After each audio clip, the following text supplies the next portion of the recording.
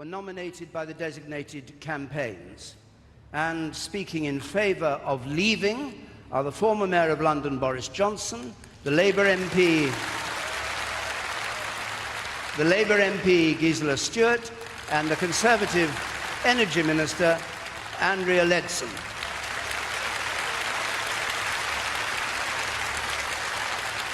And speaking in favour of remaining in the European Union, the leader of the Conservative Party in Scotland, Ruth Davidson, the Mayor of London, Sadiq Khan, and Francis O'Grady, General Secretary of the TUC. Now, also with us here in the arena, at the other end of the arena, is Michal Hussain, with other guests who are going to be listening to what's being said up here and commenting on it. Yes, I'll be getting reaction from my panel of guests representing Leave and Remain, business people, politicians and others who've played a part in the referendum campaign. And I'm in the media spin room, where we'll be getting instant reaction to the debate from political campaigners and from the press, and fact-checking with the BBC's Reality Check team. And if you want to take part from home in the debate on social media, you can use the hashtag BBC Debate. You can go to BBC News on Facebook, where you'll be able to post your questions and comments. And there's also an instant fact-checking on our website, bbc.co.uk/reality check. Well, now, a few moments ago, the two sides drew lots to decide who would start the debate. The Leave side won, and they've chosen Gisela Stewart briefly to summarise their argument. Gisela Stewart.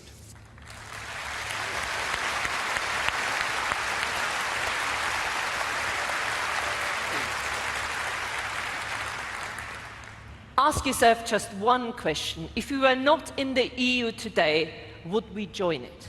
And if the answer is no, then on Thursday you will vote Leave and take control. The European Union was a noble dream in the last century, but today it has failed. It has turned into a nightmare. I'm a mother and I'm a grandmother, and I think it is terrible that 50% of young people in Greece don't have a job. The only continent with a growth rate lower than Europe is Antarctica. By being in the EU, we lose control of billions of pounds every year. It doesn't have to be like this. We can take back control over our laws, we can take back control over our taxes, we can take back control over our borders, immigration policy and security. You know, sometimes voting doesn't make much difference. On Thursday, it really does. You will decide who makes decisions about the future of this country. So, take back control and vote Leave.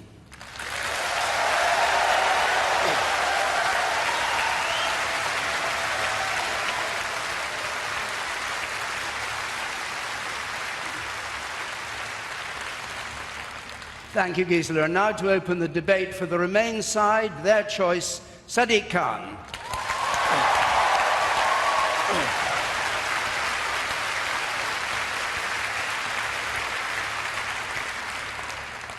Good evening. In just 2 days' time, we will make the most important decision for a generation. Tonight, Ruth, Francis and I will set out the positive and patriotic choice to remain in Europe. You and your family will be both better off and safer. Your job will be more secure and your wages will be higher. The prices you pay in the shops will be lower and your rights at work will be protected. As a lawyer, I learned to listen to the experts and follow the evidence. Well, the evidence is undeniable and all the experts agree. We are stronger, safer and better off in Europe. Even those who want us to leave admit that it's a big gamble. And if there's one thing you should remember when you go to vote, it's this. If we as a country decide to quit, then we're out for good. There's no going back. Being outwards and looking and forming alliances is what makes our country so great. So I urge you to make the positive and patriotic choice and vote Remain.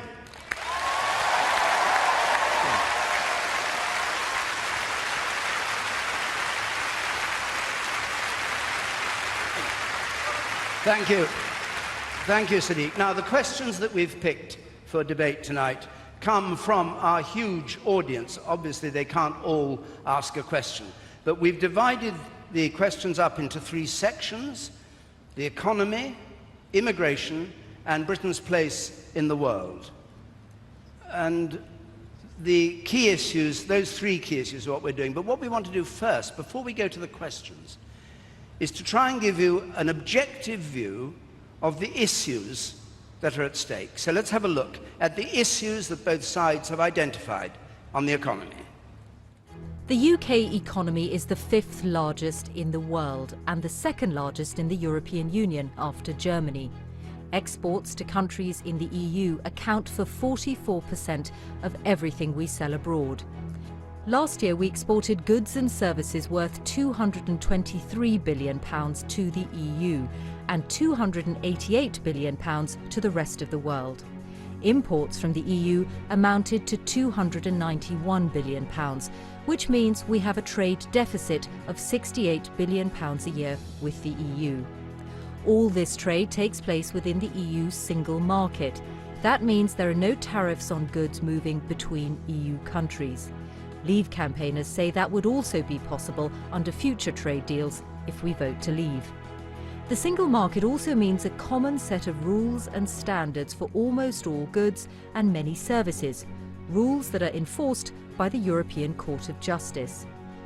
Remain supporters say that makes it harder for other countries to discriminate against British companies and that being in the single market is good for jobs. Leave supporters say it means all British firms are bound by EU regulations, which add unnecessary red tape and are often imposed without UK support. So when it comes to the economy, which is the best path for Britain, to remain or to leave? So let's go to our first question, which is from Maxine Fothergill, a Leave supporter. Maxine.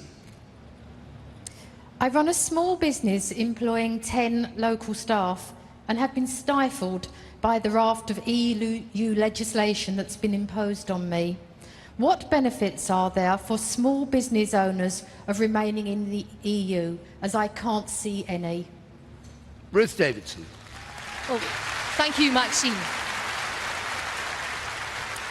Small businesses are the backbone of our economy, and I know that some people can find the EU a bit frustrating and fussy, but what it does, it provides a level playing field so that you can't be undercut by other companies in other parts of the world. That's why 8 out of 10 of the CBI's small business members want to stay in the EU. We also help to write those rules, and if we came out of the EU, we wouldn't have a seat at the table. And if we wanted to trade in the EU, the other countries could put on tariffs and taxes, so you couldn't sell to all of these other nations, the biggest free trading bloc in the world, for free. It would cost us more money. That would hurt our economy. It would also hurt jobs in this country. I want our economy to grow and not shrink. And the other side haven't told us what would replace the single market. They haven't told us how many jobs would be lost. They haven't told us how long new trade deals would take. They haven't told us how big the hit would be. I don't think that's good enough when you're going to vote on Thursday. You have to know or don't go. Vote to remain to the biggest trade deal that we can get in the world. All right.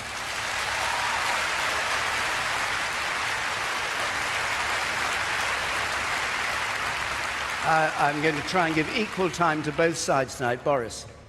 Thank you very much. And I must say that I think it was extraordinary to hear that we would have tariffs imposed on us, because everybody knows that this country receives about a fifth of Germany's entire car manufacturing output. 820,000 vehicles a year. Do you seriously suppose that they are going to be so insane as to allow tariffs to be imposed between Britain and Germany?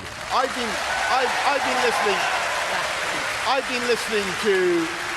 been listening to businesses large and small up and down our country over the last few months, and I've been amazed how many passionately want to come out of the single market because of the rules and regulations that it imposes on 100% of UK businesses, even though only 6% actually do any trade with the rest of the EU. And I'm listening to some of the most extraordinary success stories of UK manufacturing. JCB, the makers of the fantastic diggers that are building this city, building roads and cities around the world. And they want to come out of the EU, and not just JCB, but James Dyson, who is the single biggest manufacturer of vacuum cleaners in Germany. All right, Boris. In Germany. And he wants Boris. to come out. And I can just let me finish this point. He wants to, and he's telling the papers tonight that he thinks staying in would be an act of economic self-harm. All right. And the way to more wealth and more jobs is to leave All right. the EU, Sadiq. vote Sadiq. leave Boris. and take control on Thursday. Sadiq Khan.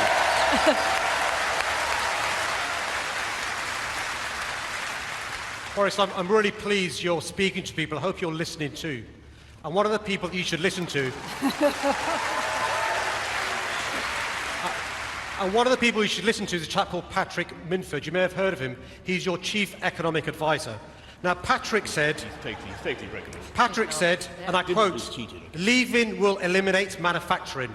I quote, "Over time, if we left the EU, it seems likely we would most likely eliminate manufacturing, but this shouldn't scare us." Well, let me tell you, Boris, to those 2.5 million who work in manufacturing, it scares them, it scares their family, and it scares me. Okay, I'm going to go over to you. You want straight on this? Andrea. Thank you. Thank you. Well, I've run financial services businesses for 25 years, and I did a stint as city minister, and I'm a mum, and I genuinely believe our future will be so much brighter if we vote leave and take back control of our trade. The European Union has been a disaster for UK trade with the rest of the world. And it is true to say, if we remain in, we're already one of the biggest contributors to the EU. Their failed Euro project is going to cost us so dearly. We will be paying for it forever. And not only that, the EU wants to expand its borders to include Turkey, and we simply cannot afford it. We need to take back control and vote leave on Thursday.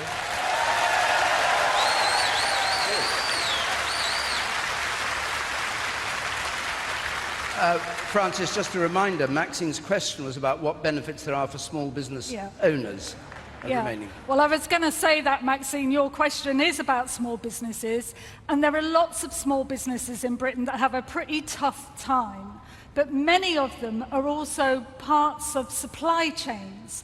And, you know, the Leave side roll out JCB, but that's one company. All the experts are saying that the economy would take a big hit if we came out of the EU, that trade would be more expensive, investment would drop, that would hit jobs and wages too. And, you know, if you don't believe the experts, then listen to the shop floor, because I'm here representing workers tonight, and union reps from BMW, Toyota, Ford, Nissan, you name it, across the manufacturing sector, they are saying we cannot afford to take this gamble with our jobs, our wages, our livelihoods and our rights. Gisela.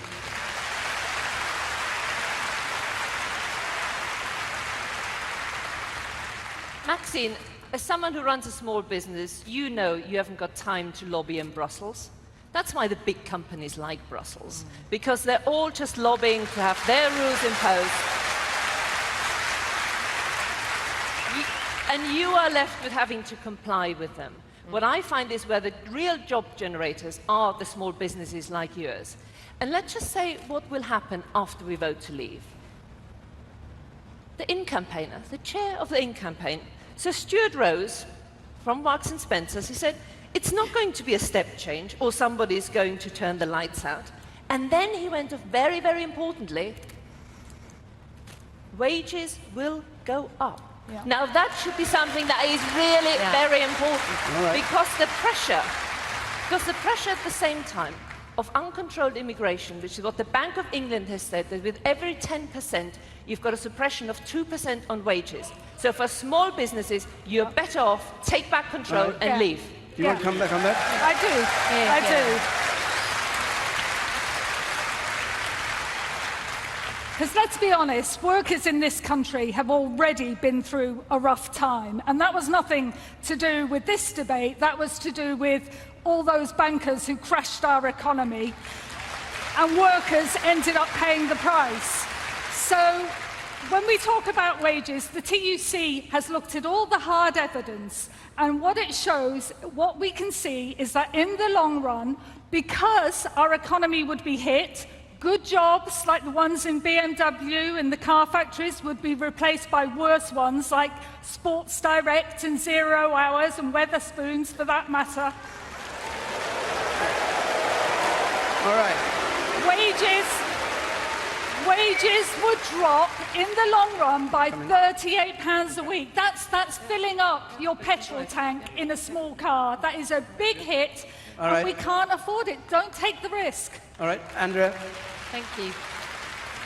Francis, what Len McCluskey, who is the boss of Unite Union, the biggest union, has said is that in the last 10 years, the EU's accession plans has created a gigantic experiment at the expense of ordinary workers.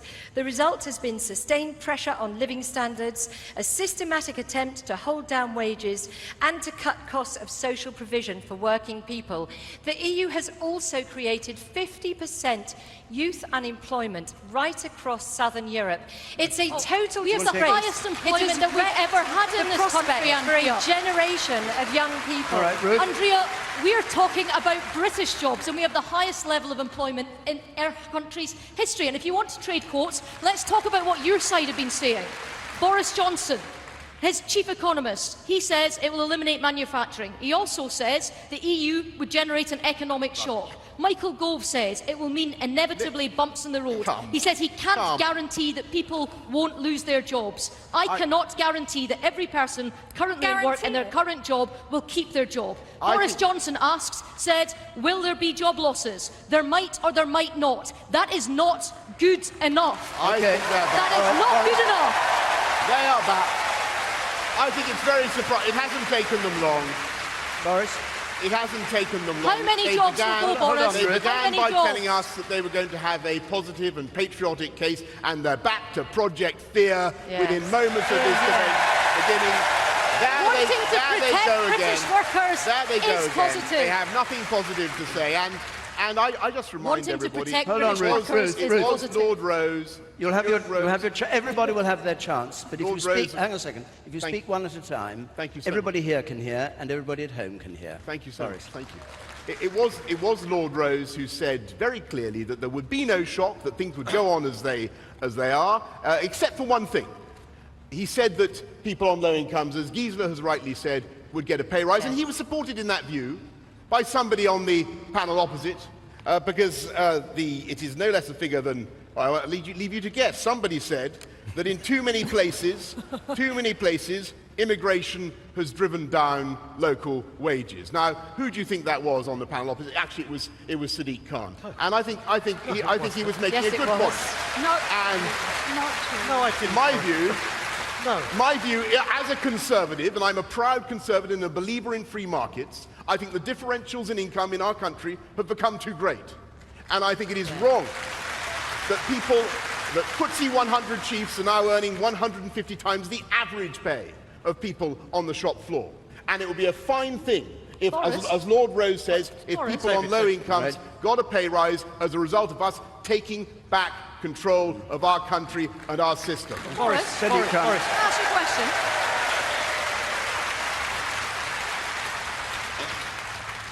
I don't think it's unreasonable. People worried about the local hospital, people worried about the local school, worried what would happen if our economy went into recession, or if they lost their jobs, or businesses struggled, because all the experts say, and you know this, that leaving the EU would cause problems for our country. Most recently as today,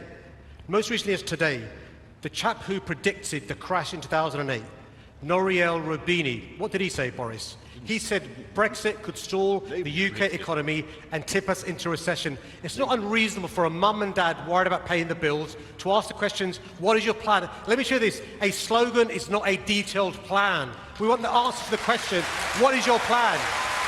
How will you make sure How will you make sure the terms of trade with the EU are better than they are now? How will you make sure jobs won't suffer? How will you make sure small business won't suffer? Let me tell you, the last time there was a recession, hard-working people in this country suffered, many lost their homes, and what's important, Boris, is you answer their questions. What is your plan? All right, a briefish answer, because we've got more questions to come on the economy. Free trade deal. You want to answer this? Free trade deal. The point is, we are, as things stand, spending billions every year that go into a big black hole in the European Union, and it's going to get worse. All the Remain side have to talk about is Project Fear.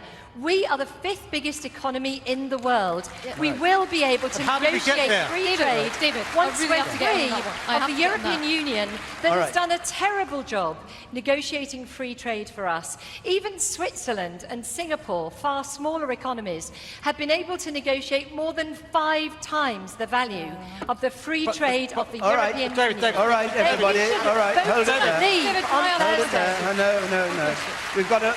We have a second question. Thank you very much. We have a second question on the economy, and it's from Miranda Grell, who's supporting Remain. Miranda. As a black British woman, I am grateful for the protections the EU has provided me in the workplace and in wider society. If we leave the EU, will this be the beginning of a slippery slope towards weaker employment and social rights in the UK? And Andrea Letton. Well, thank you very much for your question. And the truth is that UK governments have led the way in providing good rights for workers. Even before the European Union came into existence, we had equal pay legislation. It's been governments of all parties that have created minimum wage legislation, now a national living wage, shared parental leave, child-free tax-free childcare, and it's this country that is protecting workers' rights. And we do not need unelected, bureaucratic European leaders who none of us can even name, let alone who any of us voted for, to tell us what our workers' rights can be. We should take back control and look after our own society. All right. It's a question about employment and social rights. Do you want to start? It's a really important question from Miranda, because too often we hear the word red tape, and what they're really talking about is getting rid of vital rights at work that we all rely on. Now, these rights weren't gifted to us. We fought over generations, over borders, trade unions, all of us fought for these rights. But the EU guarantees them. And these are really important to our real lives, and people don't always understand this. This is about, you know, if your child is sick, get an emergency leave to look after them. It's about equal rights for part-timers and agency workers. And, you know, we hear a lot about holidays. Well, when the Working Time Directive came in, 2 million people in Britain got paid holidays for the first time. Mainly women, mainly young people. Do you trust them? Can they promise us today, because I've heard a lot from some of these leading lights in the Leave campaign and what they plan to do on employment rights, can you promise us today that you will protect each and every single right that we want through the EU? That's the question. Gisela. You have done already. Yes.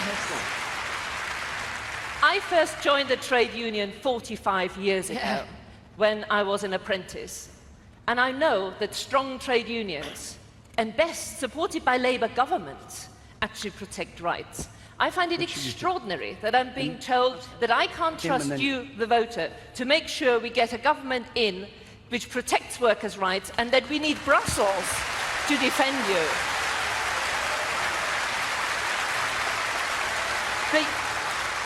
The euro is a broken project. We are going to pay, no, you are going to pay out of your taxes one bailout after another. And the European Union does not protect your jobs. Just a few years ago, Ford Transit actually got money from the European Union so they could take their factory out of the United Kingdom and put it into Turkey. That is wrong. All right. More fibs. Sadiq Khan. Miranda, I will answer your question, but Gisela, you are so wrong. Every time you and I have been in a lobby voting for bills to give workers rights, they've been in the other lobby voting against those rights. And let me tell you this. And let me tell you this. Let me tell you why. Let me tell you why you're wrong. Because Priti Patel let the mask slip. Priti Patel has said, if we could just halve the burdens of the EU social and employment legislation. And let me tell you what that means. That means rights for mums and dads. That means rights for part-time workers who've got the same rights as full-time workers. That means rights for those when the employer changes ownership, they have the rights. Let me tell you what else. The worst thing for workers is their bosses' businesses going out of business, them losing trade, losing jobs. And that's why we need a healthy economy. And Gisela, you should know better. Sadiq, the most important workers' right is a right to a job. And as long as we are shackled to a failing Eurozone, liable to bailout after bailout, we will not succeed. Well, let me deal with this. There's 2 points. There's 2 points. Number one, the Eurozone is growing faster than our economy and the USA. Actually, that's number one. Number two, you and I both fought an election where these guys were boasting how brilliant our economy is. Right? They were boasting last year how brilliant our economy is. One of the reasons why we're the 5th richest country is because our role is enhanced by being in the European Union. Right. We're at the table helping the rules be made. And you know... All right, Boris. In addition, I think it beggars belief.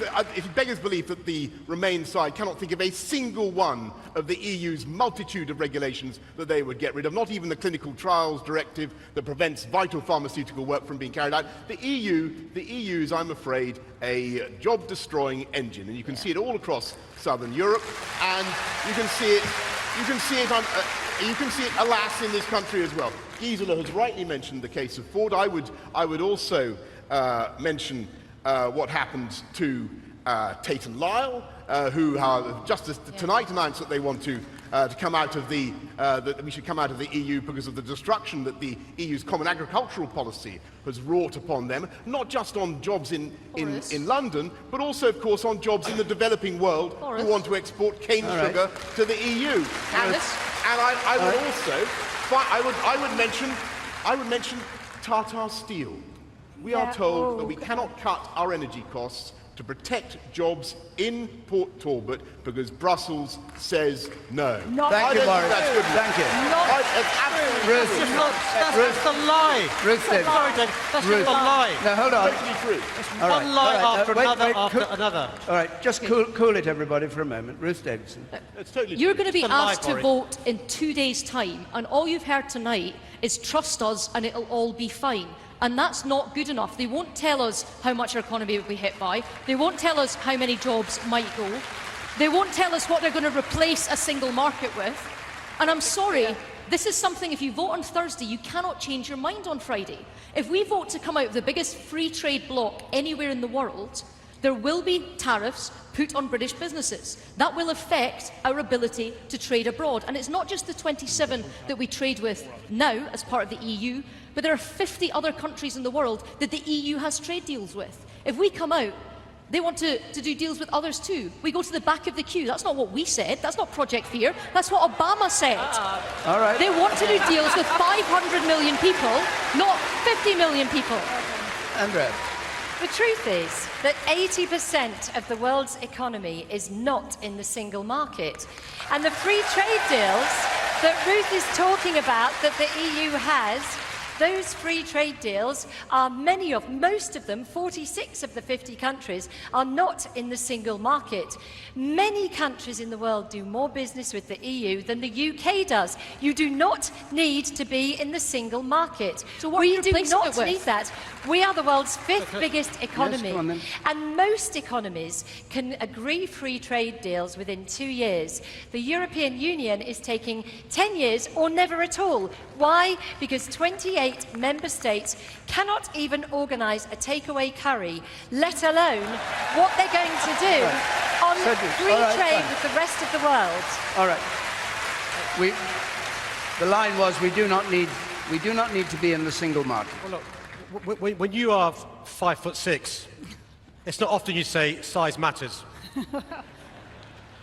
But size matters, because the bigger you are, the more clout you've got. The idea smaller countries can negotiate better deals than the European Union is rubbish. And you know, the reason why we get good deals is because, look, if you are a company in China, in America, in India, and you want to do business with 500 million customers, you can have your headquarters here in London and have a gateway to 500 million customers. If we left the EU, the market would be much smaller. And you know what? And you know what else? Boris, you should know better. Because I speak to businesses around our city every day of the week. And you know what? 500,000 jobs in London directly dependent on the European Union. No. I speak to companies from around the world. More than 60% of the world's leading companies, Sony, AIG Insurance, Bloomberg, have their European headquarters, guess where? Here in London. Half of our exports go to Europe. Boris, why have you suddenly changed your mind? All right, well... Can I just come back? All right. Since we have a former mayor of London and the present mayor of London, perhaps the former mayor would like to answer the present one. I think we've heard an amazing amount of running down of our city and our country over the last... We're proud of our city, we're proud of our country. And the astonishing thing, I think, is that they underestimate, the Remain side continually underestimate our ability to do better deals if we're left to do it on our own. And let me give you an example. Because of the EU system, our entire trade negotiating policy is consecrated, is handed over to the EU Commission, where only 3.6% of the officials actually come from our country. And it is no wonder that they have not been, as Andrea rightly says, they have not been able to do essential free trade deals with China, with India, with all the growth economies of the world, including America, including to the extent, to the point where we cannot... Just one question. I'll make one point to you, Ruth. One question. We cannot, because the EU is in charge of our trade negotiations, we Boris, cannot can you name me a single haggis. We cannot export haggis to America. Come on. All right. Ruth, tell me. All right, Boris, let's leave the haggis. Leave the haggis. It's not the Boris show. Let me go to Ruth briefly, very briefly, because we want to move on. Can you name me just one country in the world that has said it will give us a better deal if we come out of the EU? United just one States. country. Name one. Just one country. United States. Obama says we go to the back of the queue. Obama says we go to the back of the queue. All right. On that note, the floor of Congress is very... On that note, we have to move on. We've got a lot more to talk about. We'll take a pause here. We can cool down. They'll warm up again in just a moment. We go over to Michelle at the other end of the hall here to hear reaction from her guest to the debate so far. Michelle. That's good. David, throughout the course of the programme, we're going to be hearing from this panel as well on the key issues. There are 10 of them in all, 5 from the Remain side and 5 from the Leave side. And let's start our economic discussion over here with Priti Patel, Conservative MP and Employment Minister. You're part of a government that asks people to vote for it on the basis of not taking a risk with the economy. How does that square with what you're asking voters to do now? Well, we've heard from our side this evening very clearly that actually we're the optimists. We have a bright and prosperous and more secure future outside of the European Union, a complete contrast to the Remain side that want to constantly talk Britain down. If you discount the risk. Well, we've heard very clearly about the freedom to succeed. We could negotiate new trade deals, and I think it's very pessimistic to hear from the Remain side that they're not even interested in doing that. They don't want new partnerships. They don't want new relationships. They clearly don't want to trade with the 2.2 billion potential customers that exist globally in the Commonwealth countries. And that's about the future of our economy. Before I go to the Remain side, I want to turn to you, Tim Martin, founder and chairman of Wetherspoons. Answer the charge from Francis O'Grady that leaving the EU would roll back workers' rights at a company like yours. Well, it's complete and utter nonsense. She picked on us for some reason. We pay 40% of our profits as bonuses to staff that work in our pubs. Okay, no would you one guarantee- no one gets a fortune. But I just should get a chance to reply to that. No one gets a fortune, but apart from John Lewis partnership, so far as I'm aware, no one pays a bigger bonus to their staff. All If we rights come your out of the workers EU, have now we will will certainly not abrogate any of our workers' rights. Why would we do that? We paid above what we had to for many years, long before the EU told us what to do. Okay. Let me get a different perspective from business. This time from Justin King, who ran one of our biggest supermarkets, Sainsbury's, for 10 years. Why do you think we should remain? Well, I think this is being presented as if it's a straight choice. I think we can have the best of both worlds. We have a place in Europe which is unique and has allowed our country to prosper. And almost everything the Remain camp is saying we ought to do, we can do whilst still part of Europe. 4 of Germany's 8 biggest trading partners are outside of Europe. We are going to see real damage to our economy. That's bad for small business because they're a bellwether of our economy. They'll be the first to lose jobs. We'll see prices go up because our currency is going to be hurt, and a poorer economy means all the services that taxes and a vibrant economy pay for will be harmed. Okay, you're sitting next to Sarah Wollaston, Conservative MP. Until a short time ago, you would have been on the other side of this argument. But the point is, I've listened to the evidence, and it's absolutely clear that our NHS, our health research, and it will be hit if we leave this, and they'll be hit because there'll be less money for those services, and because it will hit the workforce, and it will hit our leadership role in research and development and cooperation with our European partners. There will be a very serious Brexit penalty for the NHS, make no mistake, and if people are caring about the NHS and research when they make their vote, I would say vote to remain with our European partners. I'm going to just get a couple of quick thoughts, and I want to turn to Hassan Rakor from Women for Britain, but you work for Morrison's. What did you think of what Justin King said about prices would go up if we vote to leave? So I actually want to focus on the rights, particularly what the Remain side was saying. Actually, we had the first Equal Pay Act by the first female Minister of State, Barbara Krassel, 3 years before we joined the European Union. We have the Sex Discrimination Act, the Domestic Violence Act, the Employment Protection Act, and Margaret Thatcher as the first female Prime Minister, all without European Union assistance at all. Are you seriously saying that those rights and those protections are going to just disappear overnight? Of course not. Okay, just a final thought now from Tim Farron, leader of the Liberal Democrats. You could dismiss the economic arguments as Project Fear. Well, look, 9 out of 10 experts say that we're better off in the European Union. I know perhaps the quote of the whole campaign is Michael Gove saying we've had enough of experts. Well, that's perhaps an explanation of why he was such a dreadful education secretary. When I send my kids... When I send my kids to school, I want them taught by experts, not by the bloke down the pub. And I went to a business in my constituency last Friday, and they are a small business. They're exporting to Romania. They have a contract to provide play equipment over there. That contract is entirely contingent. There's a clause in that contract that if we vote out on Friday, they lose that contract. That's the case for hundreds of businesses across the country. Tim Farron, thank you very much. More from this panel later on. David, for now, back to you. Thanks, Michelle. Well, now, the second topic we've dealt with, the economy, is immigration, the second big argument in this whole case. Once again, just before we get our questions and the debate going, a reminder of the key issues that have been identified around the subject of immigration. 508 million people live in the European Union. Freedom of movement means that all EU citizens have the right to live and work in any member state. Last year, net migration from other EU countries, the difference between the number of people coming into the UK and going out, was 184,000. From elsewhere in the world, it was 188,000. The European figure has risen a lot since the EU expanded in 2004.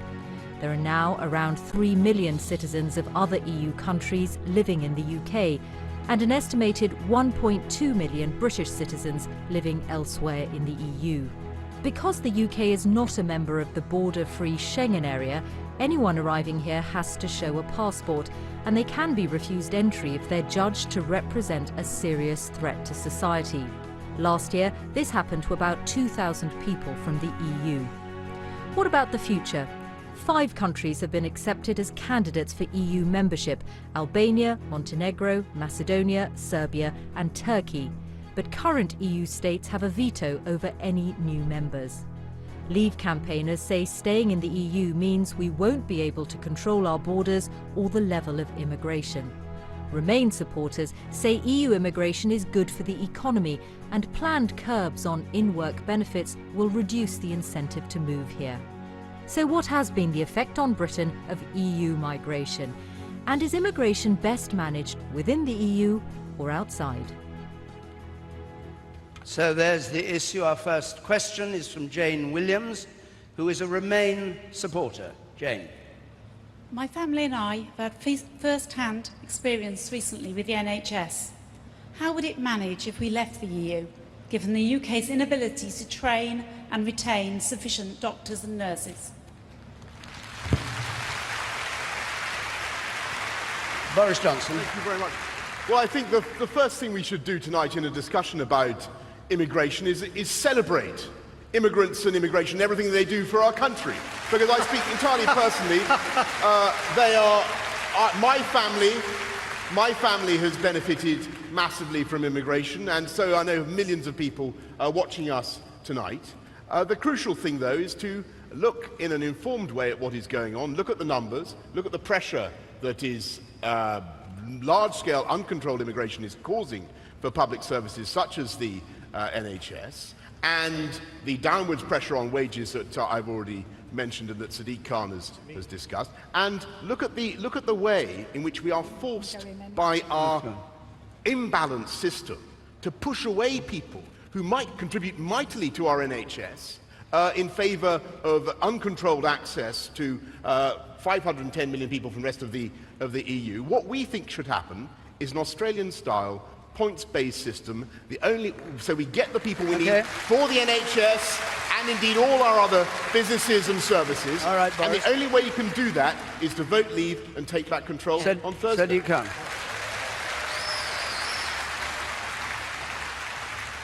Well, firstly, Australia has doubled our immigration, bearing in mind their population, so I don't want facts to get in the way, Boris. But, you know, of course we need to have a fair immigration policy. It shouldn't be a free-for-all. And, you know, you won't hear me say this often, but David Cameron deserves credit for the deal he negotiated with the EU. What it means... What do you say? What it means is you pay in before you can take out. You've got to work 4 years before you can receive full benefits. But here's the nub of it. Immigration's brought huge economic, cultural and social benefits to our country.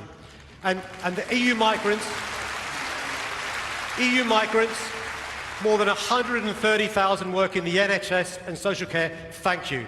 EU migrants work in our schools and our construction sector, thank you.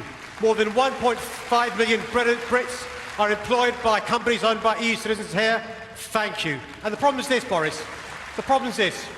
You might start off with platitudes saying how wonderful immigration is, but your campaign hasn't been Project Fair, it's been Project Hate as far as immigration is concerned. Israel.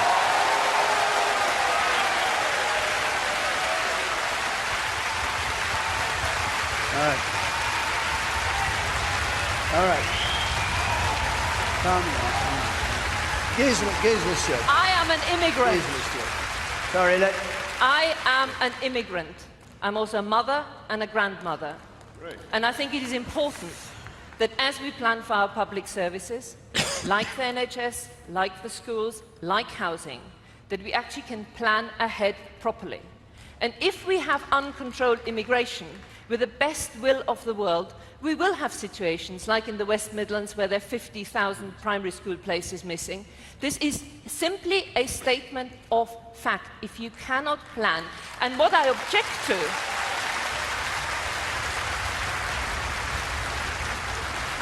and I think this is really important. The current immigration policy unfairly discriminates against non-EU citizens. All right. Francis O'Grady.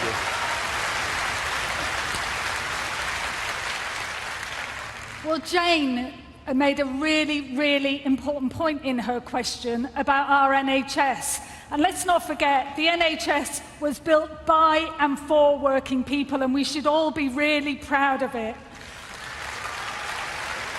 But we've got thousands of EU nationals and from all over the world, nurses, midwives, doctors, other health professionals, the whole health team, working to save lives and keep us healthier. We should give them credit where that's due, and we should recognise that there would be a staffing crisis if we lost those staff. There'd be longer waiting lists, fewer life-saving drugs.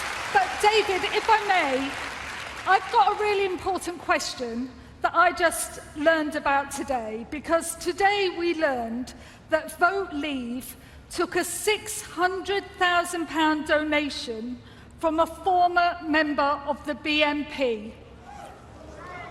Are you going to pay it back? Well,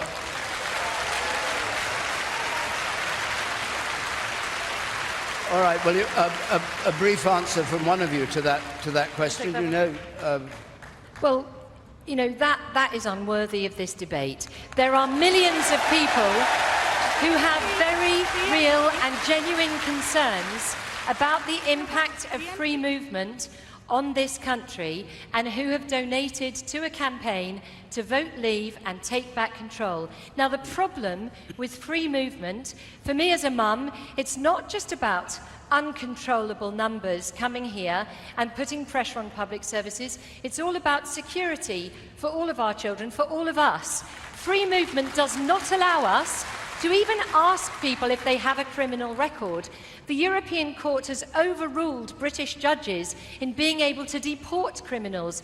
We know Ron Noble, former head of Interpol, has said that the Schengen-free area in Europe is like hanging out a sign welcoming terrorists to Europe. Free movement is creating enormous problems. Andrea, I just wanted, just before I go, Andrea, just before I go to the other side, can I remind you of Jane's question? The second half was, how would we manage if we left the EU, given the UK's inability to train and retain doctors and nurses? We, as Gisela and Boris have quite rightly said, at the moment, uncontrollable immigration from the EU means we discriminate against 92% of the world. There are brilliant health professionals in Southeast Asia, in China, in South America, who would love to come here, but we have to put up the barriers to them because we are required to allow people to come here from the EU, whether or not they're trained to support our health services. Thank you very much. Ruth. It is true. Ruth Davis. No, it's not true. Do you know, immigration is hard. And it's really tempting. It's tempting to believe that there's one single silver bullet, like leaving the EU, that can fix it all. Yes, take back control. But there isn't. There is. We need a proper and credible plan to manage our migration.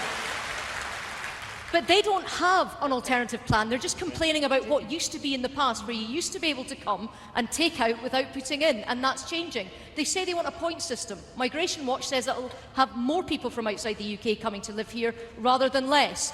Boris says he wants an amnesty for illegal immigrants, never mind the legal ones that are coming here.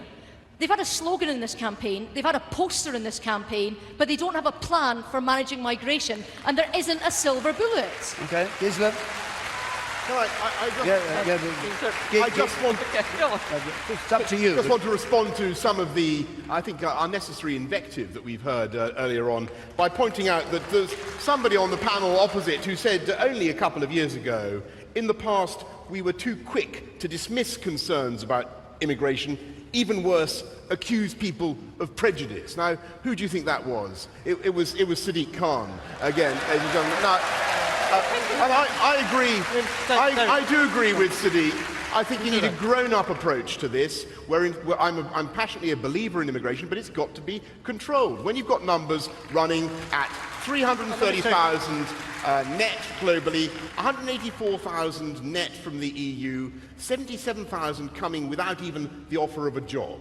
Last year, it's obviously time to take back control. All right, Sadiq. And the answer to your question is to have the Australian-style points-based system. I think, Boris, all of us accept that there are legitimate concerns about immigration that need to be addressed. The point is, you're not being honest by admitting you've got no silver bullet. And let me say this, you're scaring people to vote to leave the EU, because I'll tell you this, you're telling lies. Turkey is not set to join the EU. Turkey is not set to join the EU. And let me say this, and Boris, you're telling lies and you're scaring people because you have used taxpayers' money to put out an election leaflet that says Turkey set to join, and there's a map, and this map shows in red Turkey, but the only countries named in this map are Syria and Iraq. That's scaremongering, Boris, and you should be ashamed. All right, Gisela. Well done. Well done. Gisela Stewart. And Boris, you're better than that. I would quite like the real David Cameron to step forward and tell us what the policy on Turkey is. Because on the one hand, he tells us that it'll be the year 3000, or is it now 30 years? On the other hand, we are spending 1.9 billion of your money to accelerate accession of Turkey. We have got a special section in the embassy to actually deal with speeding up accession. He has just 3 months ago signed a joint statement with all the other heads of governments of the European Union to accelerate accession. Yes. And they're currently negotiating visa access of 1 million from Turkey. And he refuses to say he will use his veto. So which David Cameron are we like to believe? All right, Ruth Davidson.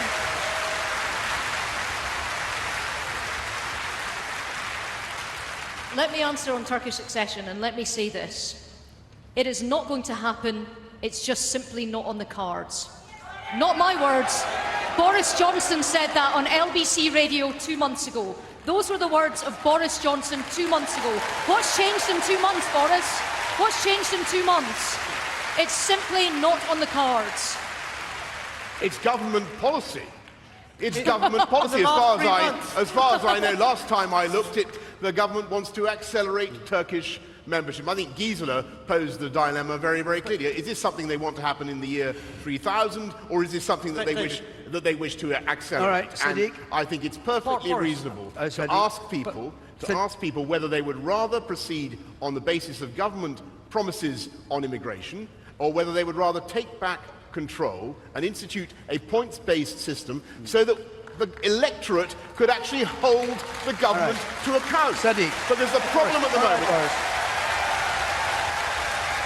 The problem at the moment... Boris. I'm trying to make a balance between the two sides. I was asked a question. Forgive me. I know. But when you talk at length, then I have to go... Forgive me. Thank you. Sadiq. But let's deal with this big fat lie once and for all. Turkey isn't about to join. And until 3 months ago, you knew that was the case, Boris Johnson, because look, in 1987, Turkey first applied to join. There are 35 conditions or chapters. Actually. There are 35 chapters or criteria. Allow him to have his say. Of the 35 chapters, only one has been met. At this rate, it will take the year 3000 before they reach the criteria. And this is the point, Boris. You are using the ruse of Turkey to scare people to vote to leave. And you and I both know there's no chance of them joining soon. I'm a Turk. Okay. All right. We're moving on. Can I just say one thing to you in the audience? I did say at the beginning of the debate, applause fine. Please don't shout out, because what you do is to drown out the debate here, and people at home can't hear it. So if you could just restrain yourselves, applaud points if you want to, but please don't try and conduct a second debate with the speakers on the panel. We're going to our next question, which is from Karim Kassal, who is a Leave supporter. Karim. As a young working-class man, I feel at the back of the queue for entry-level jobs, housing and public services. How many people each year can the UK reasonably cope with? Francis O'Grady, your turn to start. Well, there is no doubt that we need to manage migration better. And you're right, Karim, there should be more opportunities, there should be more jobs, and not just more jobs, better jobs. But I have to say, I get fed up migrants always getting the blame for something that politicians in Westminster ought to be doing something about. Because Because it seems to me that, 0 hours, I want to tackle 0 hours, and I suspect everybody else in this hall does too. Westminster can do something about that. When it comes to paying a decent wage, that's Westminster's job. And we really should be investing in more new homes, in better public services where we have pressures on communities, our schools and hospitals. Well, instead of cuts, we need investment. But finally, I've got to say, why I get fed up with migrants being blamed is, where did all this start? The big pressure on our pay and jobs wasn't to do with low-paid migrant workers. Right. It was those greedy bankers crashing the economy. All right, Francis. And if we leave, we'll crash it again. All right, let's try within reason to stick to the points that we've been asked to raise. Karim raised the point: how many people each year can the UK reasonably cope with? Gisela. And that is the heart of the matter, the point you've just raised. Yeah. Because any government with the best will of the world, when it has to plan its public services, whether it's schools, whether it's the NHS, when it's training how many nurses and doctors we need, housing, to get on the housing ladder, all those things are impossible with the best will of the world if you have got uncontrolled numbers coming in. And an Australian type point system allows you to adjust things. Australia happens to want to have more immigration because it's a large country, but you can reduce it. And the one thing which I find really extraordinary is that uncontrolled immigration has also allowed big companies not to do the kind of training of our workers they ought to be doing, because they're able to recruit cheap from the rest of Europe. All right. And Ruth, Karim's question was, his preface was, he feels at the back of the queue for entry-level jobs, housing and public services. How many people can the UK cope with? Well, I think we do need to bring down migration. I also think we need to be looking at the sort of skills that we want to bring here. It used to be the case that you could come from the EU to this country and take out the day that you arrived. And that's stopping. You will now have to pay in for 4 years before you can take out full benefits. If you don't find a job within the first 6 months, you can be asked to leave.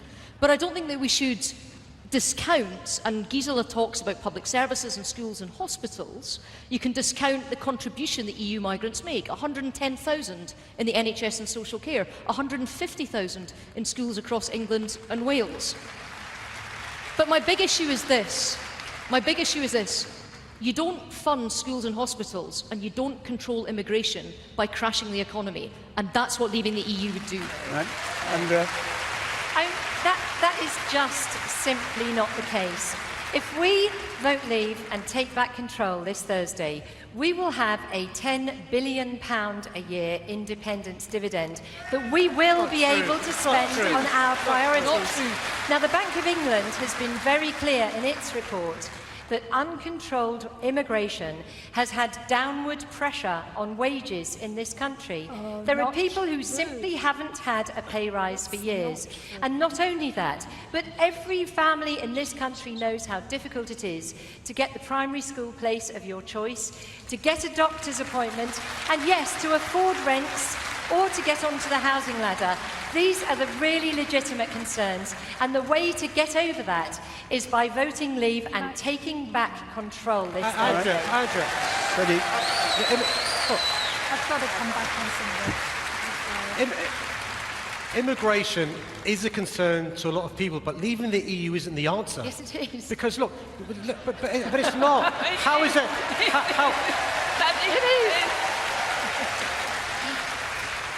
How is it having more control if you have less money in your pocket, as Martin Lewis, the money expert, says? How is it having more control if we have a recession, as the Bank of England and IFS say? How is it having more control if we're not invested in the schools and the hospitals and the GP practices? How is it having more control if Karim can't get a job because local employers are suffering? How is it more control if there's double the immigration, as there would be under the Australian point system? How is it having more control if there are businesses from China, India, America choosing Germany and France over London? How is it having more control if there are young people stifled the opportunity that we had? Hang on a second.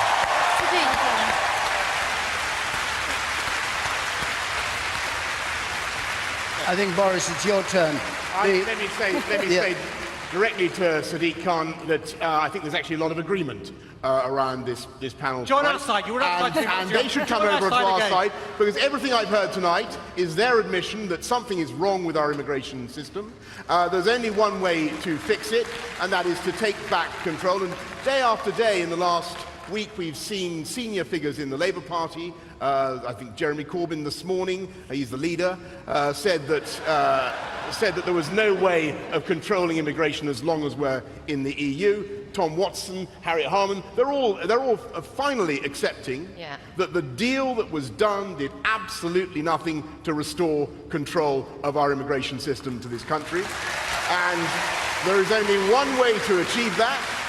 There is only one way to achieve that, and that is to vote leave and take back control and put in the Australian-style points-based system that makes sure that we get the people, that we need to help our business, our NHS, Boris, but do not depress it a bit wages. rich to listen to you.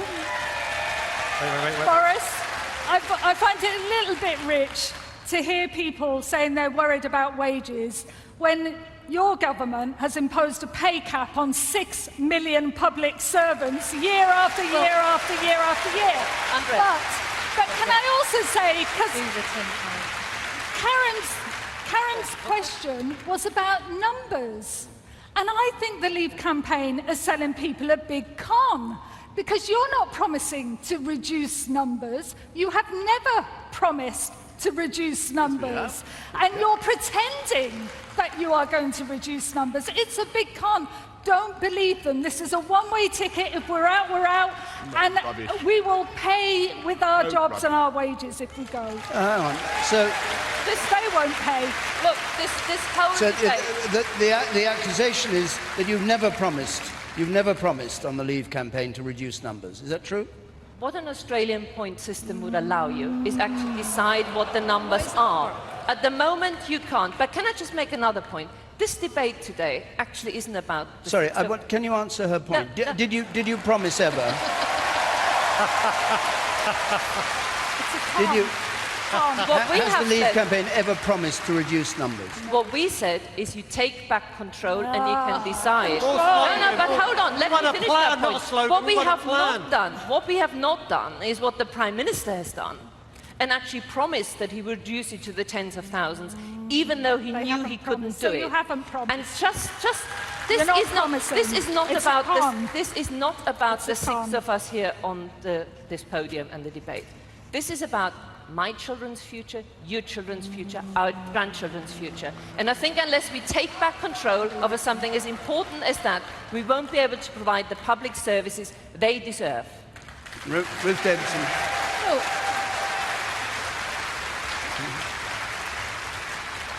I do just have to remind people at home, in case they're mistaken, that there are actually mums and dads and grands and granddads on this side of the argument as well.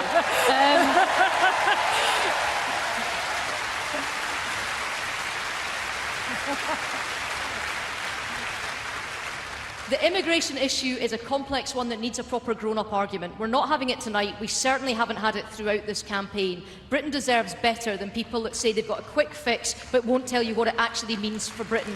We need a much bigger conversation than this. Andrea? Well, that just is completely nonsense. You know, this country will do incredibly well if we take back control and vote leave. What we will be able to do is to manage the numbers of people who are coming to this country so that we can be fair to those who come here and fair to those who already live here. What we've had for a number of years now is a situation where people's pay is down, where the skills training is down, where there's pressure on all of our public services, including school places, doctors' places, and the housing market. And the only way we will ever get that back under control is if we vote leave on this Thursday. All right. Thank you very much. Thank you very much. We'll take a brief pause again and go to the other side of the hall and hear again from Michelle and her guests. Michelle. David, immigration has been an important part of this debate for the Leave side. So let me start our discussion of it with the Remain side and with Caroline Lucas, Green Party MP. How would you address the real concerns that people have about the impact of migration on housing, on school places, on health? Well, it's exactly about the real concerns. The real concerns is about pressure, but that's not caused by immigration. That is caused by successive governments' failure to invest in those services. We have heard that you are far more likely to find someone from another EU country actually treating you in the NHS rather than being in the queue ahead of you. The population is projected to increase, and migration is going to be a large part of that. Migration goes two ways. We've also got the freedom to live and learn and study and work in 27 other countries ourselves. What an amazing gift is that? Okay. And when you consider that people coming to our country are bringing with them not only benefits to our society and our culture, but also to our economy, let us ring-fence the money they are bringing with them and paying into our tax system, and use that to build leisure centres and libraries in those places under pressure, so everybody can benefit. There's a two-way street here.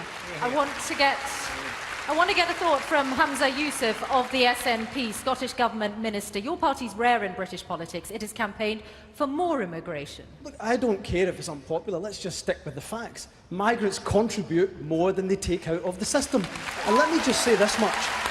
I have been so utterly depressed at the state of the debate around immigration, and the worst of that we saw last week, when Nigel Farage unveiled a poster that, I'm going to say it, was xenophobic and frankly bordering on racist. And Diane James from UKIP here should hang her head in shame, and she should apologise to the British people for lowering this debate into the worst type of debate I think we've ever had here. So look, migrants contribute. They contribute to our public services, they contribute to our economy, they even contribute to our cuisine. Okay. And thank God for it. You mentioned Diane James. Let me turn to her now. Hang your head in shame over the poster. Nigel Farage has apologised, but let's put a reality check, please. That photograph Are you ashamed of the poster? Went up on social media the minute the MP was murdered. It was taken down. That picture, and pictures exactly the same, appeared in the media well before, in the early part of this year, highlighting what is completely wrong with the Schengen system, what is completely wrong with the EU fundamental tenet of freedom of movement of people. I want to turn to Tony Parsons. Is immigration part of why you want to leave the EU? It's definitely part of it. I mean, I personally have nothing against migrants. I like them so much. I married one. So I think it's a bit rich that the Remain side are so devoid of any arguments that they have to smear us as racists and bigots, because we're not. Because we love our country. We love our country. And I have not heard one argument about how if we're too timid, if we're too frightened, if we're too small to leave this rotting carbuncle of the European Union, how do we accommodate a third of a million people? Are you comfortable sharing a platform with UKIP, which unveiled that poster last week? I think there's been a broad range of opinions. Well, you can laugh all you like, but you're so desperate because you have no answers about how we build a city the size of Wolverhampton every year. All right, thank you, Tony Parsons. Thank you. I want to turn back to the Remain side, and I want to turn to Justin King and then to Sarah Wollaston. Your business, the business you used to run, Sainsbury's, could just employ more British workers if we said goodbye to freedom of movement? And they do, Sainsbury's and many other businesses. There are more people born in the UK, in work in the UK today, than at any time in our history. That is a fact. There are more people in employment in total in this country than at any time in the history. That's part of our economic success. And over 80% of migrants are in work, net, as we've heard, time and time again, contributing to our economy. That's a really powerful part of our economic success. Sarah Wollaston, answer the point there about how we can cope with the population increase. You care about the NHS, you're a former GP. How could it cope? The point is it's shameful to blame migrants for queues in the NHS. The queues will get longer if we leave the EU on this Thursday. Absolutely make no mistake, because there'll be less money to fund the NHS and there will be fewer workers able to move here freely to work. And there's another point I'd like to make. I have heard from NHS staff who have told me that they now feel unwelcome in this country. What a disgraceful situation. And I want to say thank you to all those people working in our NHS. Please stay. We want you to stay. Sarah Wollaston there. We'll hear from this panel once more before the end of the programme. David. We will indeed, Michelle, on this last section. Now, we have so far this evening talked about the referendum outcome, how it would affect the economy and immigration. Our final half hour, we're going to debate the big issues of democracy, security, and Britain's place in the world. And just before we do, a reminder of how our relationship with the EU has developed over the years. The EU began in 1951 as the European Coal and Steel Community, which had 6 members. The idea was to create an economic area to bring European nations closer together in the wake of World War II. In 1973, the UK joined what had by then become the European Economic Community. And in 1975, the British people voted for the first time on the UK's membership, deciding to remain part of the EEC, or Common Market. In 1993, the Treaty on European Union was signed in Maastricht. It was widely regarded as a step change for the European project because it legally established the EU as a political as well as an economic union. It also laid the foundations for the introduction of a single currency, which Britain chose not to adopt. In 2004, more countries joined the EU. It now has 28 members, and there is the prospect of new nations joining if they meet the criteria for entry. But current EU states have a veto over any new members. Senior EU leaders are talking about the creation of a European army and a new European intelligence agency. Leave campaigners say the EU has embarked on a relentless journey to create a European superstate. But Remain supporters say Britain can opt out of future integration. The choice at this referendum is to decide which path is best for Britain, to remain or to leave. Thank you. So, our first question in this section is from Douglas Warren, and he's a Leave supporter. Douglas. Thank you, David. 40 years ago, the UK voted to join a common market. If we vote to remain on Thursday, how can we be sure that in another 40 years we won't find ourselves in the United States of Europe?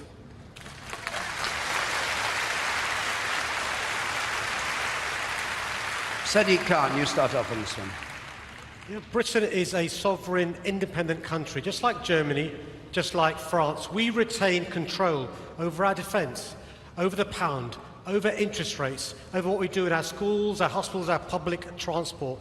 We chose to join the EU, and we're having a referendum so we can decide whether to remain or leave. But let me tell you why I think it's important to choose to remain.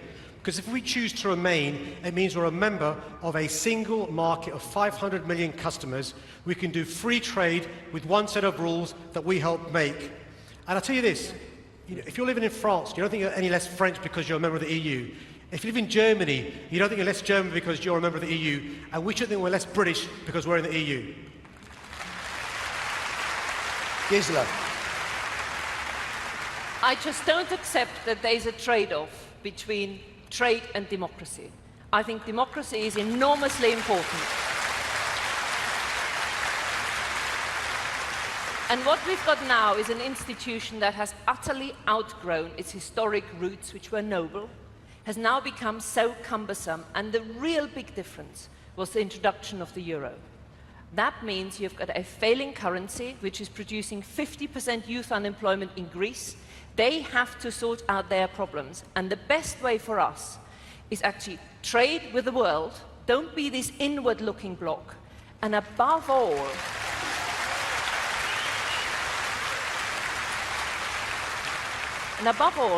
you take back control over all the decisions you have made, because in 1 and 28 and another 5 countries joining, we will become increasingly insignificant in making the decisions. So let's take back control. I'll just repeat. Ruth, I'll just repeat Douglas's question, if I may, which is how can we be sure in another 40 years we won't find ourselves in the United States of Europe?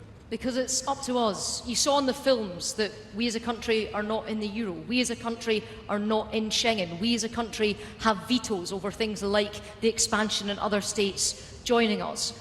What I'd say to Gisela is, I don't think you take control by leaving the EU. I think you lose control by losing your seat at the table, by letting other countries whack taxes on us. I think you lose control by hurting our economy, by hurting goods, by hurting services. We at the moment make the EU work for us.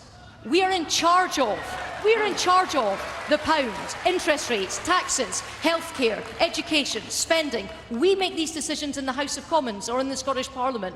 Europe doesn't tell us what to do. We make those decisions. We make those decisions. Andrea? We make decisions over when and if our soldiers go to war. We make these decisions. We also, because we're part of the biggest free trading bloc in the UK, have the highest number of Brits in employment in Britain in our nation's history, and that's what we would lose if we left. Andrea? Well, that really is an extraordinary claim. You know, the truth is that 60% of our rules and regulations come from the European Union. A lie. As City Minister, and now as Energy Minister, all day long, I'm told you can't do that, you can't do this because of the EU. The truth is, there are 5 presidents of the EU. Now, can anyone name them? And did anyone vote for them? No, you didn't vote for them because you're not allowed to vote for them. And you can't kick them out either. And the problem is that in the EU, there are 10,000 officials, that's nearly twice the number of people in this room, by the way, who earn more than the UK Prime Minister, and you're paying for them. And that gravy train is continuing. So we, Britain, have voted against Europe 70 times, and 70 times we have been outvoted. So how does that mean we have any influence in Europe? Right.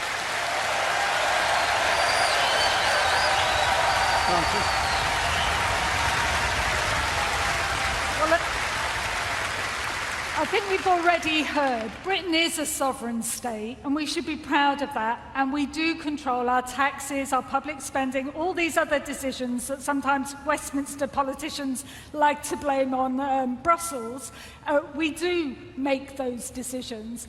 But where you have a fantastic market that gives you real bargaining power in the global economy of 500 million people on which 3 million jobs depend, then of course you should have fair rules that everybody has to play by.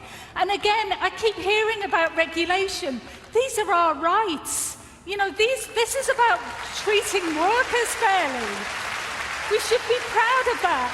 And I'll be honest with you, I'm proud of being British, but there is nothing patriotic about a lack of a plan as to what even would happen if we came out. There's nothing patriotic about putting people's jobs at risk. Let me tell you, I think we've heard enough. I think we've heard enough from Project Fear over the last couple of weeks. I really do. And I'll give you one statistic. They go on and on about the single market. Let me tell you, since the dawn of the single market, which I remember reporting, actually there have been, I think, since 1992 it began, January 1993, there have been 27 other countries, not in the European Union, that have done better than the United Kingdom at exporting goods into the single market. There have been 21 countries that have done better at exporting services. They include most of the growth economies in the world, including India, China, and America. The best place for us is to be out of this morass, this supreme legal system. And I'm afraid Sadiq Khan is completely wrong. The European Court of Justice is the supreme legal authority in our country, from which, and he knows that because he's a lawyer, and he would not deny that. He would deny it. He would not deny it.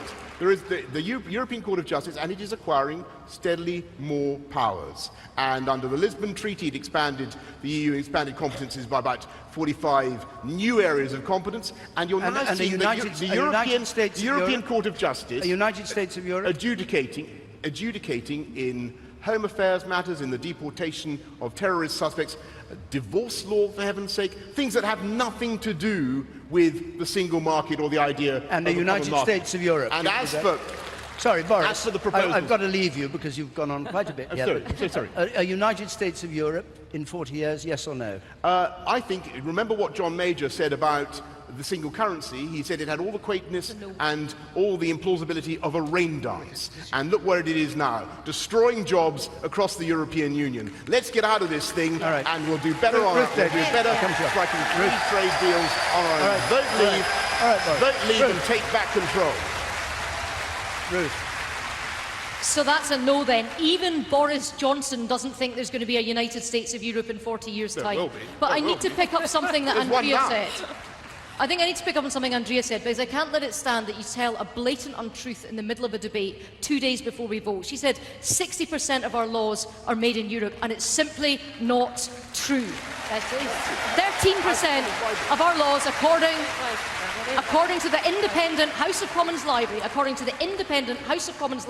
that number is 13%. In the last 5-year Parliament, it was 4. There was 4 bills out of 121 that came out of Europe. And I think that there's a real question here, that you're being asked to make a decision that's irreversible, we can't change it, we wake up on Friday, we don't like it, and we're being sold it on a lie, because they lied about the costs of Europe, they lied about Turkey's entrance to Europe, they lied about the European army, because we've got a veto over that. They put these in their leaflets, and they've lied about this here tonight too, and it's not good enough. You deserve the truth. You deserve the truth. Gisela.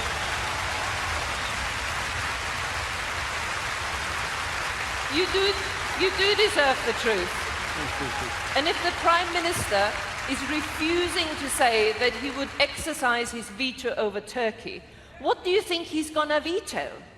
And let's just be clear about the United States of Europe, which Douglas addresses. Those countries in the Eurozone will have to integrate more deeply. And in a sense, we have already left, because they have to do things in their own interest, and we are purely peripheral.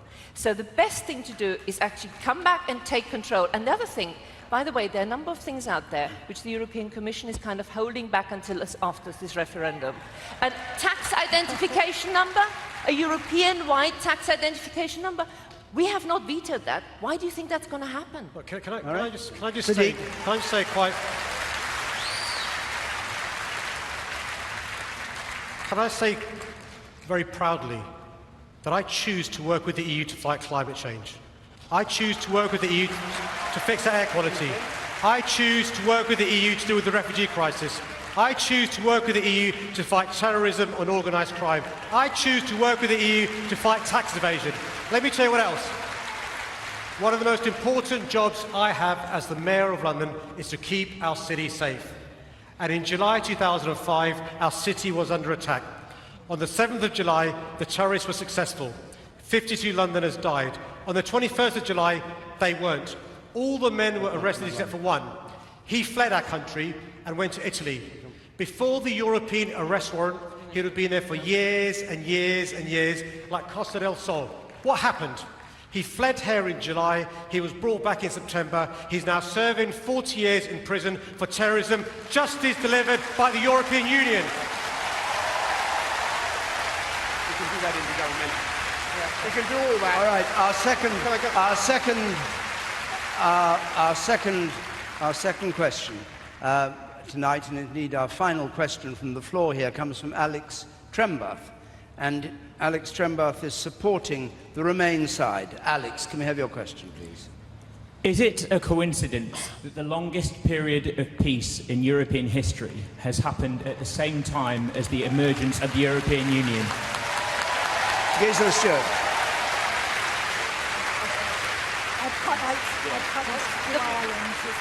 The post-World War II deal was twofold. The common market was supposed to provide economic stability. NATO was supposed to provide military stability. What we've got now is that the European Union is not keeping up with the deal. It is creating unemployment in Greece. It is outsourcing its border control to Turkey. It is undermining NATO by trying to duplicate the same structures. And just to quote the former head of Interpol, Ronald Noble, he said, "The EU border system is like hanging a sign welcoming terrorists to Europe." It is making us insecure rather than making us securer. Right. Ruth? Yeah. Alex, the short answer is no, there is no coincidence that we've been more or less at peace. The other side have said throughout this debate that they don't like experts, but when it comes to keeping our country safe and secure, I want to listen to the experts. So when the head of GCHQ says we're safer in the EU, I listen. When 5 former NATO chiefs say we're safer in the EU, I listen. When the head of Europol, who's a Brit, says we're safer in the EU, I listen. When the head of MI5 and MI6 says we're safer in the EU, I listen. And when all of our major allies, America, Canada, Australia and New Zealand, say we're safer in the EU, I listen. And if it comes to a choice to listening to all of these people, even if they're experts, or listening to these 3 about who keeps my family safe, I'm going to vote for them every single day of the week and twice on a Sunday. Right. Don't risk it. Andrea. Well, let's be clear about this. The UK has always benefited from being a founder member of NATO. We have one of the few permanent seats on the UN Security Council. We're one of the 5 eyes for intelligence. That means that we share intelligence across the world with other English-speaking nations. Of course, we cooperate with the European Union, and we will continue to do so. But Field Marshal Lord Guthrie, Chief of General Staff, General Sir Mike Rose, Commander of UN Forces in Bosnia, Major General Julian Thompson, Royal Marine Commander in the Falklands, those people say that the UK security rests on NATO cooperation, not on the EU. Lord Guthrie says many European politicians like to say that it was the EU that made everything peaceful. It was not. It was the leadership of the Americans. All right, Francis. I want to return to Alex's question because this isn't just about history. I want to bring it closer to home. Many trade unionists and other campaigners in Britain and Ireland worked together for many years to support the peace process in Northern Ireland, and it took a lot of hard work. And we've supported the Good Friday Agreement ever since. And the wonderful thing is that people can come from different traditions, come from different communities, but they see themselves as common citizens of the EU. Now, the Irish Prime Minister has said that if we come out of the EU, there will have to be border controls. And let me tell you, the way that's seen in Belfast and Derry, I really worry for our future. This is not the time to be building, we should be building bridges between people, not walls. And for the sake of the Irish, vote to stay in. All right. Boris. I believe, alas, that the EU is going in totally the wrong direction, and I think it is a great mistake for it to try to take on this defence component and to try to evolve into a United States of Europe in the way that it is. And I remember vividly when the EU was given the task of trying to sort out the tragedy in the Balkans. You'll remember what was happening in Bosnia, and the EU was mandated specifically for 4 years. The EU was given that diplomatic and indeed military task. It was a disaster. About 1 million people died. And it was only solved when the Americans came in. I was there. I remember reporting it. And we saw what happened when the Dayton Accords and NATO finally asserted primacy. That was the right thing. And I do worry about our security on the streets of this city, to get back to a point that was made earlier. And I think it absolutely extraordinary that the European Court of Justice, not the Court of Human Rights in Strasbourg, but the European Court of Justice in Luxembourg, is telling our Home Secretary that she may not deport people with serious criminal convictions to other European countries, or indeed people who have been arrested for serious terrorist offences, such as Abu Hamza's daughter-in-law. I think it absolutely amazing, and how the Remain side have the cheek to come and tell us that we improve our security by staying in this organisation. I do not understand. The best way forward is to the European arrest warrant. Andrea and Boris. Intergovernmentally. Thank you. Andrea and Boris rightly talked about our allies, talked about us being in NATO. But you know, it's not a choice between the EU and NATO or the EU and our allies. We can still have a special relationship with the USA and be in the EU. And tell me this, any one of you, which one of our allies, USA, Canada, New Zealand, Australia, which one of the NATO members is encouraging us to leave the EU or says it's in our interest? Name one. Just one. Name us one. USA, Canada, New Zealand, Australia, one of the NATO countries. In fact, all of them are saying we're safer together. And all of them are also saying that as long as the European Union keeps trying to copy what NATO does, if the countries across Europe are not paying their 2% of the GDP, which is the NATO contribution, we will be weakening it. But stay and fight, don't quit. Let's stay and persuade our allies to pay the 2%. Why are you a quitter? Okay. We're better than that. Okay. We can do it. Sadiq, we heard earlier that the Prime Minister was meant to have got a deal. That a deal amounted to absolutely nothing. It's temporary. So when you have had the most serious renegotiation attempts by a British Prime Minister, certainly since I've been in politics, and the best he got out was nothing, how do you think you're going to change it after you voted Remain? Yeah. There's a danger in remaining. Vote Leave. Yes, good. We leave it one way. Quick. I think Boris maybe misjudged this panel by talking about the Balkans, because what he probably doesn't know is I was sent to the Balkans at the end of the Kosovo War as a reporter, and I've never been more proud of being British in my life than watching British troops with a Union Jack on their arm who believed in something, pulling their weight and helping in the European Union. It's what caused me to join up and serve. So I think I'm the only one on this panel that's ever worn the Queen's uniform, and while I have the greatest of respect for the retired General Lord Guthrie, I have the greatest of respect for him, and with the greatest of respect for him, I would gently remind the other side of this debate that as a retired general, he's not currently charged with the safety and security of our nation. And all of those people who are currently charged, every single one of them, and every single one of our major allies, says we are safer within the European Union. Andrea? Let's get back to the really important question about the UK's place in the world. And let's get back to that 5 presidents report. The 5 presidents of the European Union. That's not what Alex asked. Whose president's report just last year is saying that by 2025 they want to see complete political and fiscal union of all 28 EU member states. So we have this one last chance to keep our democracy, to make sure that in future, when you want to sack a government, you can sack it and you know that it will go, that you won't find the very next government that you appoint is still stuck doing the bidding of the European Union. And let's be clear, those measures that those 5 presidents want to impose on us do include a European tax identification code, and they do include a European army.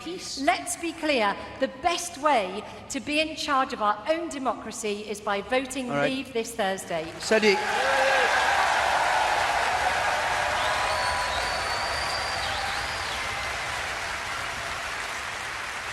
All right, Sadiq, briefly, if you will. The other side know this. They've lost the debate on the economy. There are no experts. Just won the debate on the economy. There are no experts backing up their case, so it's lies and scaremongering. And you know, you want the British public to take a one-way leap in the dark without a plan. You know we can veto those plans. You know the deal we've got. We can veto any plans for us to integrate with the rest of the EU. Rubbish. You know the rights we've got. Steve. But all you want to do is talk us down, and you should know better. All right. No, we have to pause there. We have to We've been pause there. outvoted. And now, for one, we get return to Michelle for one last time with her guests. Michelle. David, this vote is not about today or tomorrow, but about a choice that will matter for many years to come. So let's turn to the panel to find out what sort of Britain they would like to see. Diane James of UKIP, is your Britain a diminished one? President Obama says the EU magnifies our influence. Well, I'm not particularly interested in what President Obama's got to say, because he won't be a president of the United States in a few months' time. I'd be more interested in what the two contenders for that role would be. But as for the Remain camp, talking about trashing the economy, what about the 259 billion black hole, the 34 billion the United Kingdom has got to pick up, and every single time the EU mismanages the contributions from the member states, the United Kingdom has to pick up an element of bill. Now, I want that 34 billion back spent in the United Kingdom. I don't want to keep on funding the European Union, which has effectively become a failed state. I'm going to turn to Tim Farron, leader of the Liberal Democrats. You have spoken about being passionate about EU membership, passionate about an expanding EU, an EU army, the path to a super state. I'm passionate about the fact that we are sat around a table with 27 countries, 11 of which, a quarter of a century ago, were on the other side of the Iron Curtain. Six of which had nuclear weapons on their soil pointed right here. Today, they are our friends and our neighbours. We put that at risk, at our peril. This is a vote about what kind of country we are. Are we an outward-looking, decent, embracing, tolerant country, confident of our place in the world, or are we insular? Are we small? Are we glowering across the white cliffs of Dover? Something that is un-British. I'm voting in because I'm a patriot. Right. Back to the Leave side of the argument. Tony Parsons, small, insular? Like Tim, I'm a patriot, and I respect him and I respect his opinion. I do think that we, in this country, we are the oldest parliamentary democracy in the world. I personally think we live in the greatest country in the world. I would love us to be a 21st century, outward-looking internet. We're having this debate tonight with all these lovely people in the capital of the world, London. But I think we need to set ourselves free. And this is where Tim and I disagree, because I honestly believe we need to set ourselves free from this rotting, corrupt, bureaucratic institution full of men, and they are mostly men who care nothing for us. You spoke earlier about what British women had achieved. Why would we achieve more outside the EU? Well, David Cameron was given the pure opportunity to actually reform and use our influence within the European Union to reform the European Union. He asked for nothing, and you know what? He got nothing back. The European Union doesn't listen to us. It doesn't have our best interests at heart. So voting Leave means we can become the citizen of the world, and we can actually say, you know what? European Union is a sick man of the economy. Just before I go back to the Remain side, Priti Patel, you heard that long list of figures, of experts, although that's quite a dismissive word at the moment, that Ruth Davidson had, all those people who believe that we are safer in. Shouldn't you be listening to them? Well, I take the view, and I've said this and I'll say it again, that Britain will prosper, be stronger and more secure outside of the European Union, for all the reasons that we've heard from Gisela, Andrea and Boris this evening, because we can take back control from the unelected and unaccountable bureaucrats and the institutions in Brussels that quite frankly do nothing to represent Britain. They take our money, they spend our money, they don't account for themselves fiscally, and at the same time they are having a corrosive influence when it comes to decision making on our laws. Our Parliament should be sovereign, and we should be accountable to the British public. We should be able to say no to Brussels. Okay, thank you.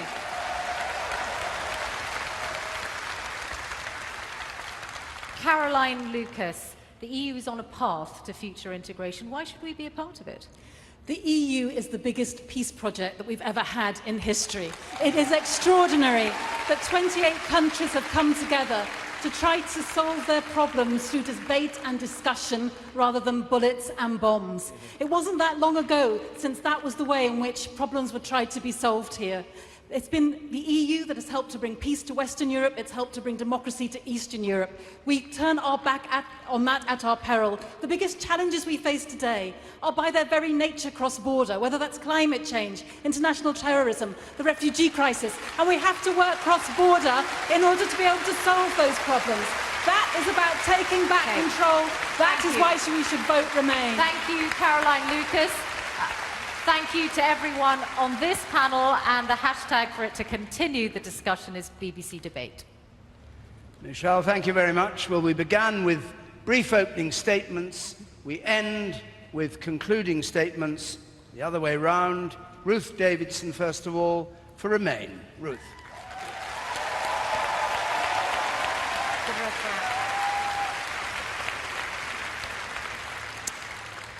Tonight was the Leave campaign's last chance to answer your questions, to spell out exactly what happens if we abandon the biggest single market in the world, to show us what a Brexit Britain would actually look like. And I don't know about you, but I don't think I heard enough to be confident that they have all of the answers that you need. And you have to be 100% sure, because there's no going back on Friday morning and your decision could cost someone else their job. Now, I know that the EU isn't perfect, but the benefits far outweigh any costs. And the Britain that I know, the Britain that I love, works with its friends and neighbours. It doesn't walk away from them. Sadiq, Francis and I, we refuse to dismiss the experts. We listen to them. And the economists, the scientists, the business leaders, the trade unions, the health professionals, they all agree that Britain is better off in. You are better off in. There is nothing more positive than having a stronger economy supporting jobs and opportunities. And that's why I believe you should vote Remain. Thank you.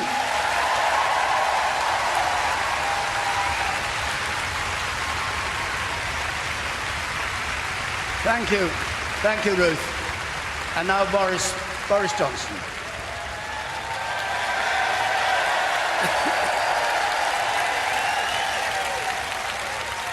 At the end of this campaign, I think you'll agree there is a very clear choice between those on their side who speak of nothing but fear of the consequences of leaving the EU, and we on our side who offer hope. Between those who have been endlessly rubbishing our country and running it down, and those of us who believe in Britain. They say we can't do it. We say we can. They say we have no choice but to bow down to Brussels. We say they are woefully underestimating this country and what it can do. If we vote Leave, we can take back control of our borders, of huge sums of money, £10 billion a year net, of our tax-raising powers, of our trade policy, and of our whole law-making system, the democracy that is the foundation of our prosperity. And if we stand up for democracy, we will be speaking up for hundreds of millions of people around Europe who agree with us, but who currently have no voice. And if we vote Leave and take back control, I believe that this Thursday can be our country's Independence Day.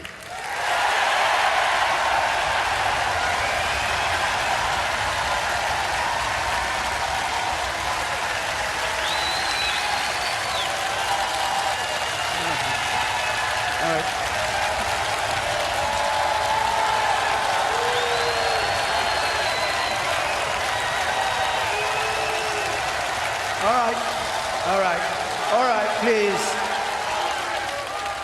Thank you. That brings the debate to an end. My hope is that it's clarified some of the issues, not only for you here, but for people at home. I'd first of all like to thank all of you who came here to Wembley to listen to the arguments, very much for listening so, I was going to say quietly, I wouldn't say quietly, for listening so keenly and enthusiastically to the arguments. And I'd like to thank all our speakers, those who are up there with Michelle, and those up here on stage with me. Thank you all very much indeed. Now, it's goodbye from the hall here. But watching all of this has been Emily Maitlis, with a wide range of guests in our spin room. And the question now is, what have they made of what they've heard? Emily. Good evening from Wembley Arena Spin Room. That debate is finished up on the main stage, but this is the moment and the place that the narrative of the night may get honed. Over the next few minutes, we're going to bring you reaction from the nation's media organisations, who, as you see, have been gathered here. They're filing copy and column inches as the talking went on throughout the evening. And we'll be hearing from the big beasts in both the Leave and Remain campaigns. How do they think their teams inside the arena fared this evening? First, though, we head to Reality Check, our corner where Kamal Ahmed, our economics editor, and Katya Adler, our Europe editor, have been digesting some of those facts and figures that have been flying around this evening. Hello, you two. Let's go with what stood out for you. And we knew Turkey would come up, and sure enough, that was pretty centre stage. Katya, start us off with what we actually know is the truth there. Well, absolutely. We knew immigration would be a huge debate, a very emotive one here tonight. So what is the truth about Turkey? Is it pie in the sky that it will ever join the EU, or is it poised to join any minute now? Well, for, Remain, and we heard from Sadiq Khan tonight, this idea that it's really never going to happen, that is disingenuous, because Turkey is in accession talks for the EU. It has been in the last 10 years. If you look at the British Embassy website in Ankara, it says that part of its job is to help prepare Turkey for accession. But in reality, it is nowhere near joining. In those 10 years, it's hardly advanced in the talks, and that's just in science and research that it has, never mind the freedom of speech or human rights. Even if it fulfilled all EU criteria, every single existing EU country, including the UK, would have a veto on it joining. Kamal, you're going to take us to a very specific number we got on wages. What's the truth in that £38?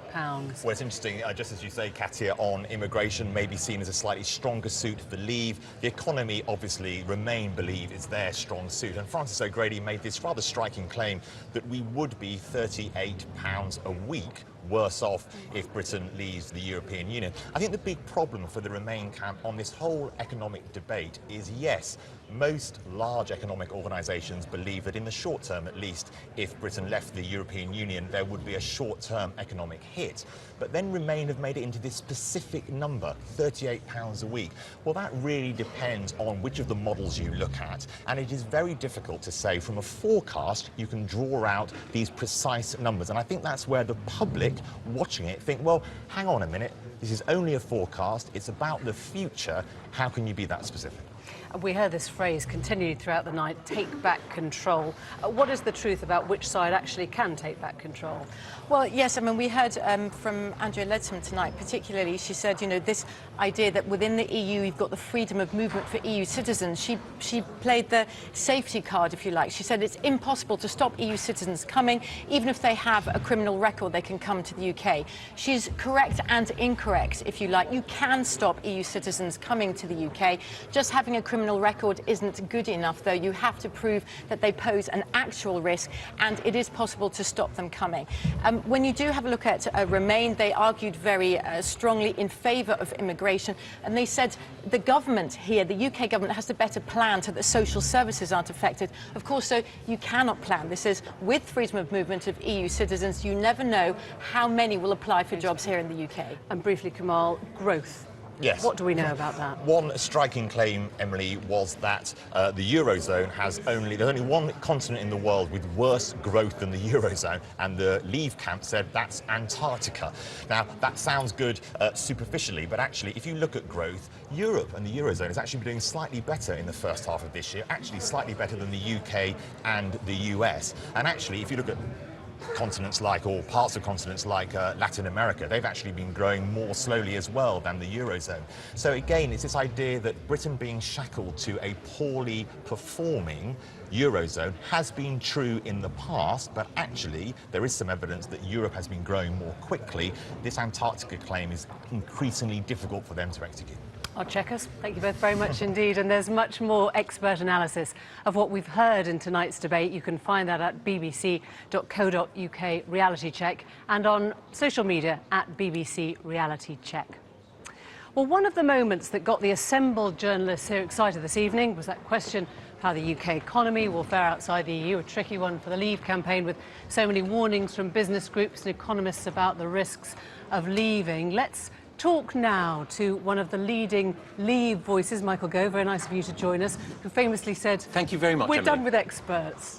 Well, I pointed out in a previous debate that many of the people who are urging us to stay in the European Union were the same people who got it wrong over the single currency. They made a mistake in the past.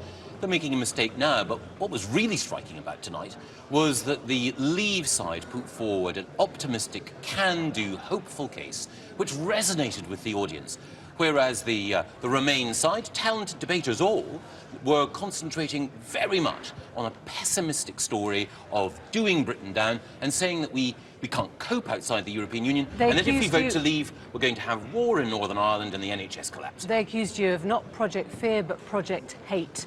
Do you accept that perhaps the campaign went over the top on the immigration message? Absolutely not. Sadiq Khan himself has said, as Boris pointed out in the past, that it is wrong to say to people who want to see migration controlled that they're prejudiced. We know that migration at the moment in this country is running at a level for which there is not public consent. You admitted that poster made you shudder. Do you think that this has now become a turning point where you don't want to push the immigration line too much? I am engaged, as the Leave campaign are, in a conversation with the British people about how we can take back control of critical areas. And when it comes to migration, like Boris, like Gisela, herself an immigrant, as she pointed out, I believe that migration is a good thing. But we need to be able to control those numbers in order to secure public support for the benefits that migration brings. And we simply cannot control those numbers if we're in the European Union. And that was a point that Jeremy Corbyn made earlier this week. That panel also raised the question of the £600,000 donation from a former BNP member, which you made very clear you wanted to hand back. Not sure the message got through to your team up there. I think Andrea Leadsom it was who said people have real concerns about free movement. Was that a back for a former BNP leader there? What's going to happen to the money? We're investigating exactly how this money arrived in the accounts. I think that it was an 82-year-old lady who'd been signed up by the BNP by her husband, now dead, and that as soon as she discovered that, she reacted in horror and asked for her name to be taken off. I think so. You that's might the keep case. The money then. Well, in that case. We're investigating at the moment. I don't have all the facts in front of me. But the critical thing, I think, is that the imputation, the allegation behind that, is that people who want to vote Leave are somehow people motivated by prejudice. When you have half the country, I hope more, going to vote Leave, I think it is simply wrong for the Remain campaign to try to indulge in personal attacks of that kind, and it was conspicuous. On our side, on the Leave side, that we made hopeful and optimistic arguments. We placed our faith in the British people, whereas I fear that the Remain side were trying to suggest that British people who believe in democracy and in self-government are somehow motivated by prejudice. Let's ask them that now. Michael Gove, thank you very much indeed for joining us. Well, you can probably hear behind me the pitter-patter of deadlines being met. Remember, these are the headlines that voters will be reading, if you like, tomorrow morning when they wake up, that being the eve of polling day.